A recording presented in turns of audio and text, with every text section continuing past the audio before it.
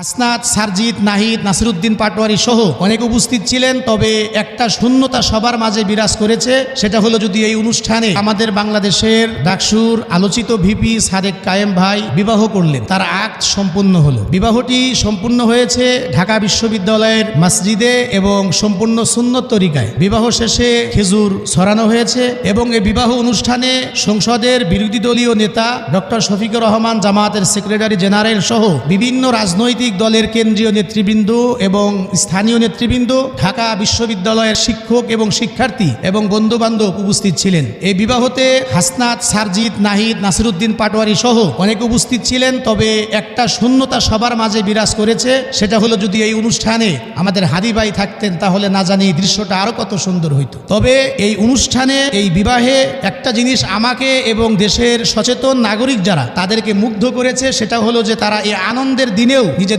সহযোদ্ধা হাদি ভাইকে ভুলে যায়নি। বিবাহ কমপ্লিট হওয়ার পরেই ডক্টর শফিকুর রহমান এবং সাদিক কায়েম ভাইয়ের নেতৃত্বে তারা নিজেদের সহযোদ্ধা শহীদ শরীফ ওসমান হাদির কবর জিয়ারতে গেলেন। বিষয়টা আমাকে অত্যন্ত মুগ্ধ করেছে। পরিশেষে দোয়া করব সাদিক কায়েম ভাই এবং আনিকা ফারদিন ফরাইজি তার বিবি উভয়ের জন্য দোয়া থাকবে। আল্লাহ পাক যেন এই দম্পতিকে শুভময় করেন এবং তাদেরকে আল্লাহ নেক সন্তান দান করেন, তাদেরকে দীর্ঘায়ু দান করেন, তাদের পরস্পরের মধ্যে মিল মোহাব্বত দান করেন। আল্লাহ পাক যেন তাদেরকে তাদের মনের নেক মাকসাদকে আল্লাহ পূরণ করেন, এই কামনা করছি। আসসালামু আলাইকুম ওয়া রাহমাতুল্লাহি ওয়া বারাকাতুহু।